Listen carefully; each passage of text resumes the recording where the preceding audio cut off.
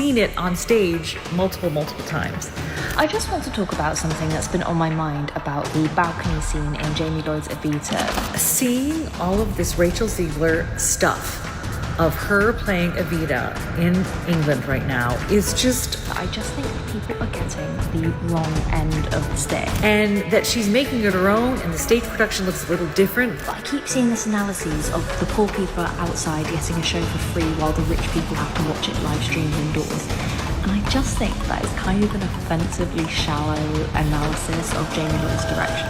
It was supposed to be her redemption arc. Rachel Zegler center stage at the iconic London Palladium, stepping into the role of Eva Peron for her long-awaited West End debut. The cameras were rolling, the theater looked packed, and when the curtain fell, a thunderous standing ovation followed the triumph. Right? Not exactly.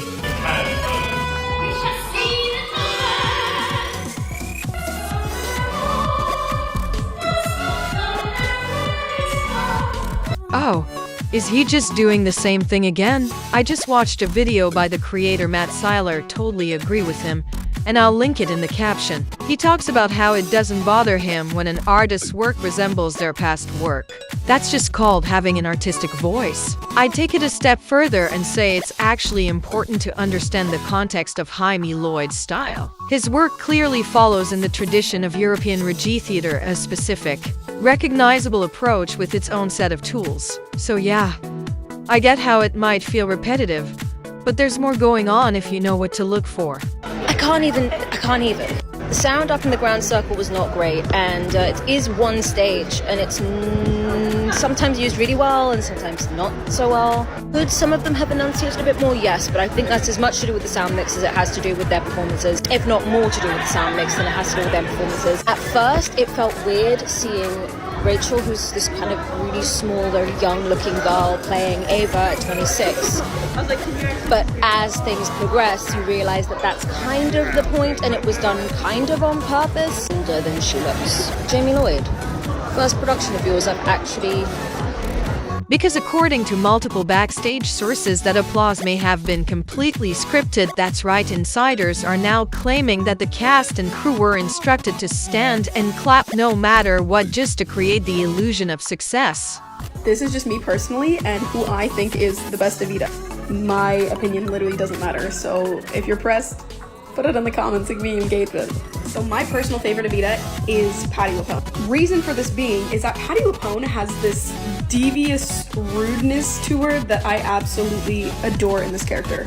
I don't know if that's actually how Eva Peron was in real life. I don't know, I don't care, but her rendition of this Evita was so aggressive and I loved it. Also, this pair together, lovely. I also saw Caroline Bowman do this, not in person, I wish I did. I would murder someone too. But the thing is, it's just no other person has been able to sing the high notes with such crazy power like Patti LuPone. And I know some people are like, I can't even understand what she's saying, and low-key, I can't tell if I understand what she's saying or not. I just know all the lyrics, so now it makes sense to me. But Patti LuPone on all of her high notes, like in Rainbow High, or Screw the Middle Class, like literally so insane. Absolutely adorable. Close second would be Soul Pfeiffer. I don't know why I haven't even seen the whole thing, but literally I've just heard clips and I'm like, this is amazing. Some are even calling it one of the most orchestrated PR stunts in recent theater history, and once you start digging, the whole thing starts to unravel.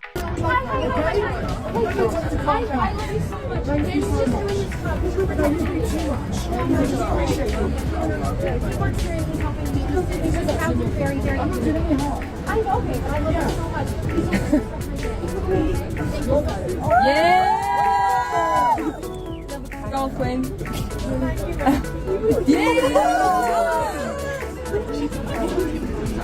Allegedly, a memo was circulated among production staff just days before opening night. In it, cast members were told to lead the applause at key moments, show visible enthusiasm, and most importantly, stand and clap during the curtain call. Why? Because the world was watching. This wasn't just a premiere.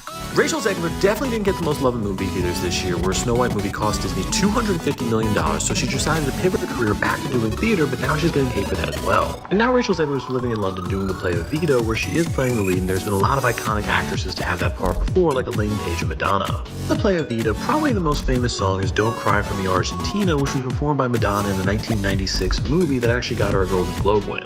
So now Rachel Zegler's performing and she is doing an amazing job, but a lot of people don't like how her and the play decided to organize this. But they've organized it so instead of Rachel Zegler singing inside the theater for the people who paid money for the ticket, she actually goes outside and sings on the balcony where people who didn't pay anything, and they've actually gotten crowds of over 600 people. But the problem is the people actually in the theater are really pissed off about it because tickets are going for as high as $500, but they're actually just watching a live stream of Rachel Zegler singing for a bunch of people who didn't pay anything. And to be fair, this wasn't entirely Rachel Zegler's decision, but she did support the idea saying it makes the play for everyone. Well, except for actually the people who paid money to see it, which is kind of a problem. But with that, I'm Charles Paul. Please subscribe to learn something. It was a carefully stage-managed reboot of Rachel Zegler's crumbling public image after months of backlash, social media blow-ups, and on-set rumors she needed a win. But the question is, did she actually earn one, or did the production fake it all just to shield her from another media disaster? Congratulations on all the success too, Rachel. Sir. Oh, I'm so sorry.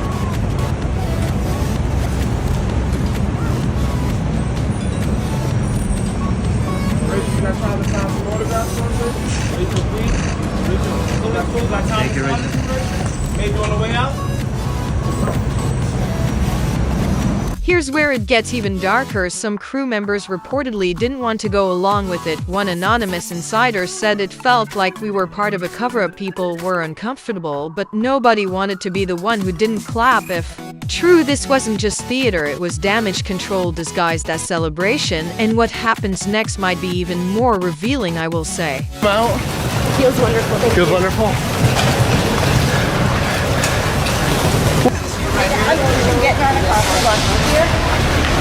All right. Congrats, Rachel. Good luck. If you were just looking at headlines the morning after the premiere, you'd think Rachel Zegler had pulled off the comeback of the decade. Major outlets ran glowing pieces about her performance, electrifying. One called it a bold reimagining, said. Another social media was flooded with curated shots of Zegler bowing, as the crowd stood behind her clapping with what looked like genuine admiration. On the surface, it was a picture-perfect opening night. But that's the thing about illusions, they're designed to distract you from the truth, what most people didn't see were the quieter murmurs swirling beneath the applause. Audience members described the energy in the room as tense and awkward. I never want it to come off as me being ungrateful for the opportunities I have when I say that this has been the biggest adjustment of my life. Like understanding the way my life operates now, being who I am, and the things that I've been so fortunate to make. It comes with so much ground. One TikTok even showed people slipping out before intermission, their faces blank, confused, or just bored. And behind the scenes, sources say producers were glued to their phones all night, watching reactions online in real time, monitoring PR damage like their careers depended on it. Because in a way they did. This wasn't just a musical premiere, it was a full-blown reputation rescue mission. And when the stakes are that high, authenticity takes a backseat to optics. Every clap, every standing ovation, every shot of Zegler smiling beneath the lights might not have been earned, it might have been engineered, and what was allegedly uncovered next makes that possibility even harder to ignore. I hope everyone stops giving Rachel Zegler just such a hard time. That's young women. That like, you know, what is she supposed to do? You lot made a bad decision and poured millions and millions of dollars into something that no one gave a about. Don't blame it on a 20-year-old girl. Like, it's just horrible. And also, it's just that it just relies. They know that just by throwing a few little things at her, the internet hates women, hates young women that do well, and so they just like. It's like throwing like grenade, a little bit of like food into the sea of piranhas, and then it's just like get her, and then that becomes the story, and it's really mean. It was meant to be a redemption arc. Rachel Zegler, center stage at London's iconic Palladium, stepping into the role of Eva Peron for her long-awaited West End debut. The cameras rolled, the theater looked full, and when the curtain fell, the audience stood in thunderous applause. A triumph, right? Not exactly. According to backstage sources, that applause might have been scripted. Insiders claim that cast and crew were instructed to lead the ovation, no matter what, to create an illusion of success. Some are calling it one of the most orchestrated PR stunts in recent theater history. Once you begin digging, it all starts. to unravel. A confidential internal memo allegedly circulated just before opening night. It encouraged the entire team, from performers to offstage assistants, to lead applause during key emotional beats and initiate standing ovations at the curtain call. Why? Because this wasn't just a premiere. It was a media spectacle, a calculated effort to reboot Rachel Zegler's faltering public image after months of backlash, social media controversies, and PR missteps. One insider said it plainly: "We were told it would be noticed if we didn't participate. Every move had to look full, loud, and loving. But if the love was manufactured, was it real at all?" The tension backstage was palpable. Anonymous crew members described the atmosphere as controlling and performative. Some on the team didn't believe in the production, but the narrative had already been written. They weren't just staging a musical, they were managing a crisis. Some were even assigned to track audience responses during previews, reporting back to PR. Others claimed Rachel herself was coached on how to wave or smile if the energy dipped. To the public, the next morning's headlines told a very different story. Mainstream outlets called her performance electrifying, a bold reimagining.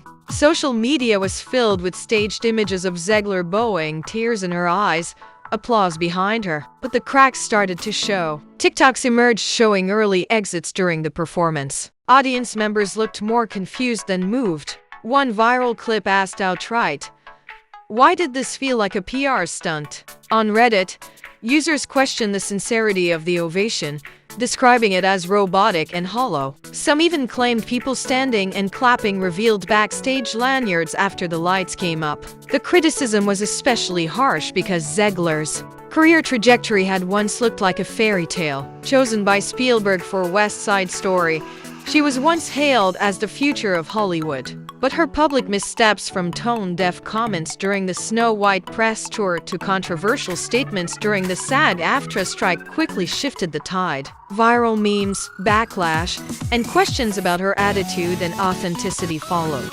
Producers reportedly began seeing her as a liability. So when Evita came around, it wasn't just a role, it was a reset. Failure wasn't an option. If the show didn't land, they'd make it look like it did. Every clap, every shot of her smiling, every glowing review engineered. To be fair, this isn't new in the entertainment industry. PR stunts and managed moments happen all the time. But in Zegler's case, it wasn't about hype. It was about survival.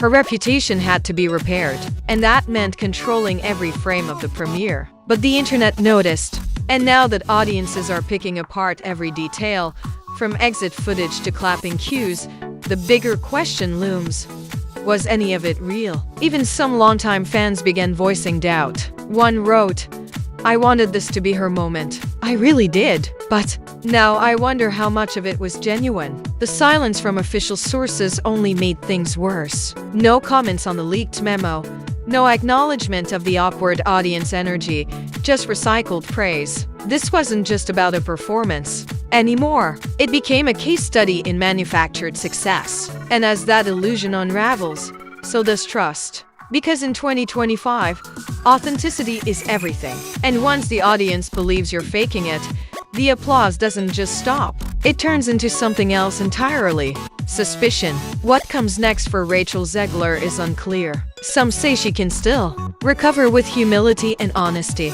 Others believe the damage is done. The days of scripted redemptions may be over. The internet doesn't forget, and this time, it saw everything.